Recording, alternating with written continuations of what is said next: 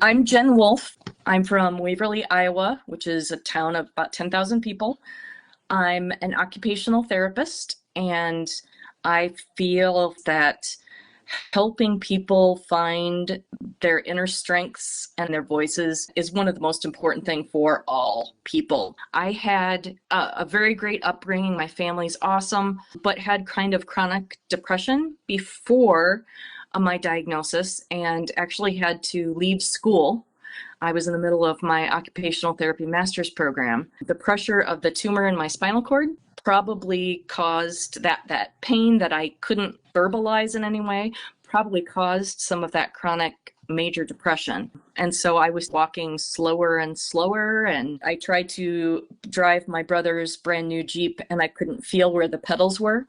And we almost went through a stop sign and got in an accident. February 19th, 2003, I had my first surgery, and that caused me to be an incomplete paraplegic, about T10. We worked with physical therapy and therapies in rehab. I could walk short distances with walker. Pool therapy was awesome. Got a baclofen pump, which helped a lot in the short term, and then finished my master's while I was rehabbing. It helped a lot to have that goal focus, knowing what I wanted to do, and of course having a great support system. And like, we had a split level house. We had to have stair lifts put in, and I had to make sure I could transfer to those. And then you start getting involved in your community, and you find places, again, physical barriers you can't get in, but then you find the social barriers. When people don't look at you when you go to restaurants, they look at the person you're with. And then you get to work and you go to professional things, and they look at you like,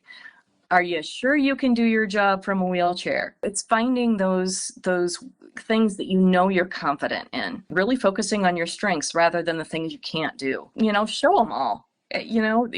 Screw you, I can do this. I have one patient who came back years later, and this is like 3 years after I treated him, and treated him very effectively. But like, he came in and he said, I really didn't think you would be able to help me, but thank you for showing me, and thank you for being my therapist, because you showed me that, in spite of things, I could do things as well. And so I kind of have to win them over, and and that's fine. I get that when you're not used to people who are different than you. It's not, they're personally not dissing you. It's just that first impression. It makes me laugh now, but it took a long time to get to that point. Part of you kind of has to have that inner grit. And I think everybody has it.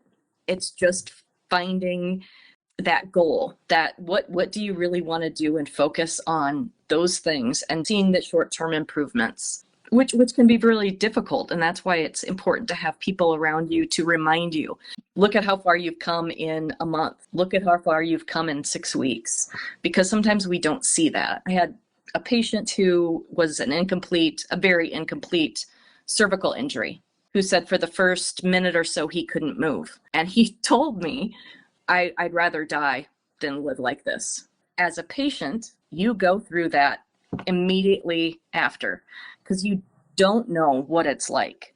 But you find out that actually life on wheels is, for the most part, kind of fun. And when you think of the environment being the barrier rather than the wheelchair, it's a life changer. I found strength in going back to being an occupational therapist, but I still didn't have strong self-confidence. It wasn't until I got involved in advocacy. I tell people that the spinal cord tumor cured me of my fear of public speaking. It just doesn't matter anymore. I don't care. People are going to look at me no matter where I go because of the wheelchair.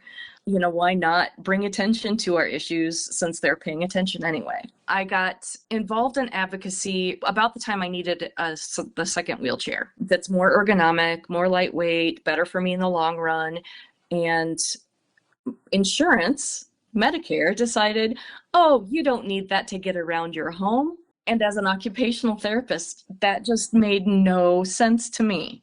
At first you think it's the company, that they're not doing something right, or the healthcare, when really it's the policy. We're in this really interesting time where I think there's going to be a big societal shift, because technology is allowing for so many more amazing things.